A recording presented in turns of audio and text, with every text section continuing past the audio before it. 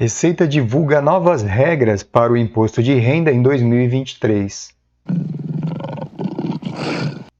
Veja quem deve declarar e os prazos e a correção da tabela de IR, como fica?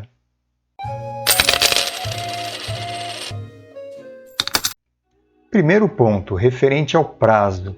O prazo de entrega das declarações do imposto de renda fica, então, do dia 15 de março a 31 de maio.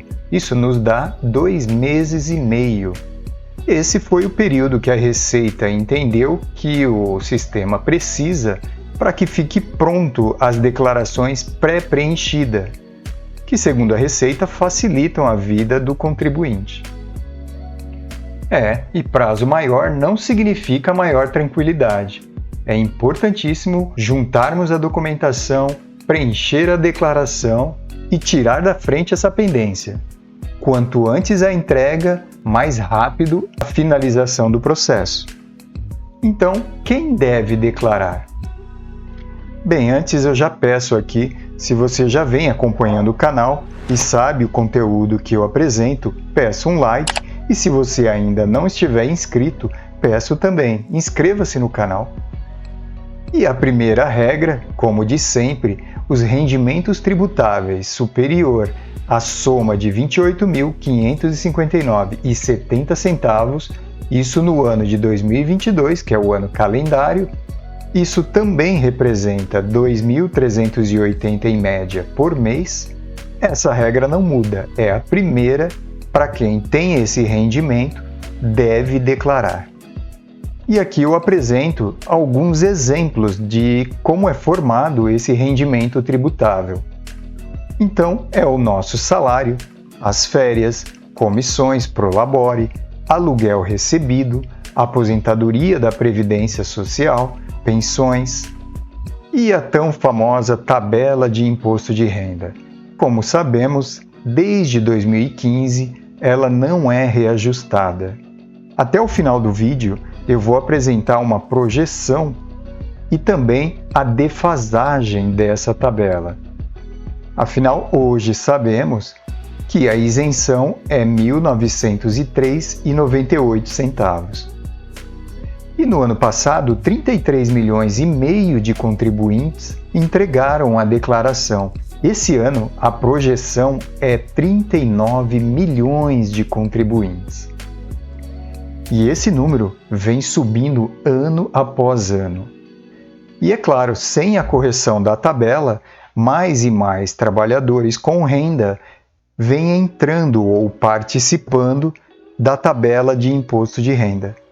Então, da isenção até R$ 2.826,65 corresponde a primeira alíquota de 7,5%. Depois, desse valor até R$ 3.751,05, corresponde a 15%. Depois, até R$ 4.664,68, 22,5%. E acima disso, corresponde então a 27,5%. E como sabemos, existe uma proposta de isenção até 2.500. Ela faz parte do projeto do plano de reforma tributária que está em trâmite de aprovação no Senado. Esse valor de isenção de 2.500 beneficiaria 17 milhões de contribuintes. E teríamos a nova tabela a partir dessa isenção de 2.500. A primeira alíquota, a segunda alíquota, a terceira, e somente acima de 5.300 pegaria a faixa máxima, que é 27,5%. Mas a proposta se encontra parada e é só uma proposta. Mas quem não se lembra das promessas de campanha, independente do político, seja o que saiu ou o que entrou, de ambos a proposta de isenção foi R$ 5.000. Esse valor beneficiaria mais de 17 milhões de contribuintes. Lembrando que a projeção de contribuintes esse ano para o imposto de renda é 39 milhões. Então eu estou dizendo aqui que beneficiaria mais de 17 milhões de contribuintes, é porque é muito mais. Isso é muito bom para o contribuinte, porém é uma enorme preocupação para o governo, já que perderia uma enorme fatia com uma arrecadação de impostos.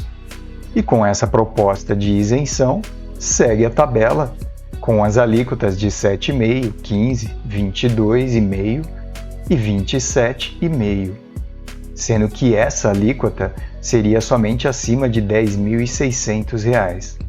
Mas sem dúvida, o grande beneficiário de uma promessa de campanha com essa alteração seria o trabalhador mais necessitado com renda inferior a R$ 5.000. E a próxima regra são os rendimentos isentos, não tributáveis ou tributados exclusivamente na fonte com soma superior a 40 mil no ano passado.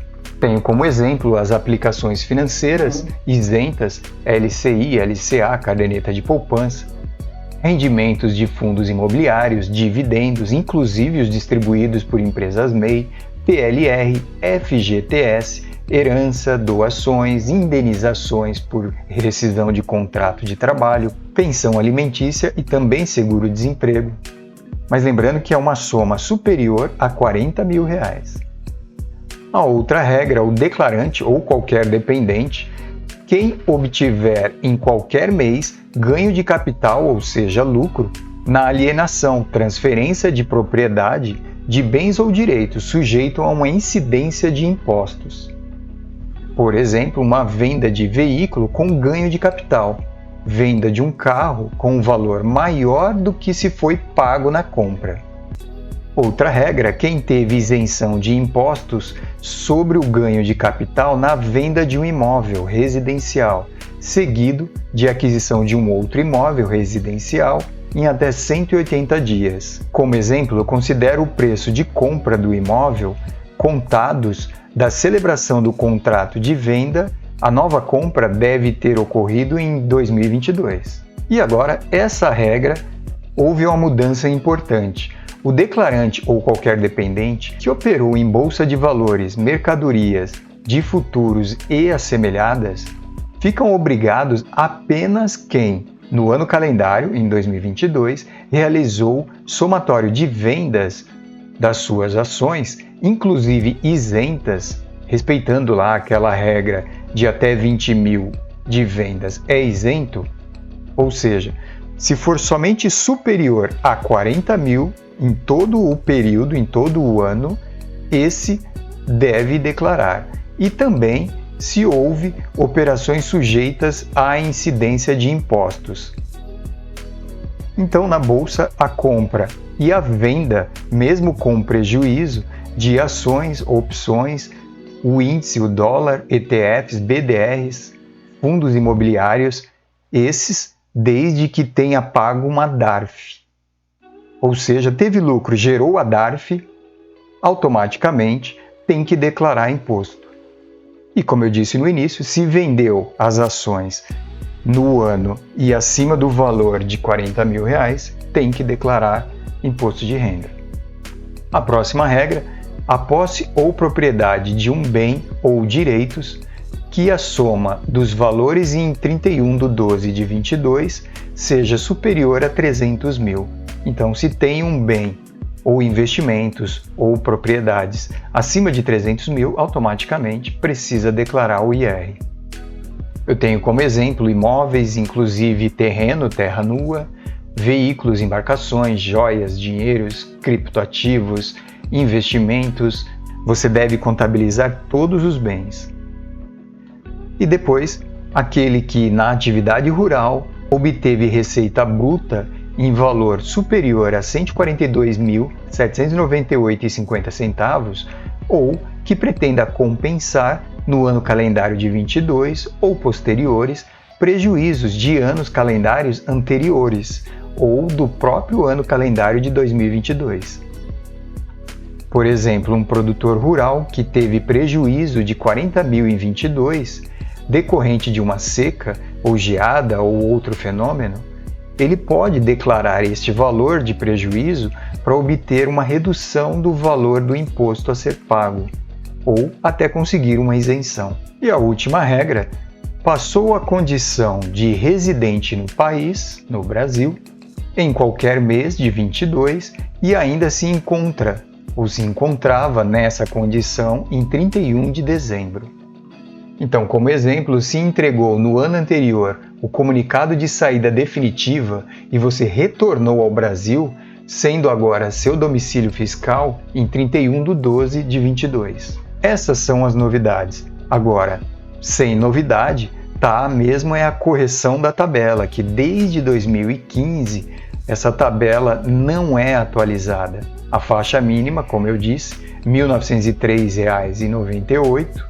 E olha só, segundo o Sindifisco Nacional, a defasagem acumulada chega a 148%.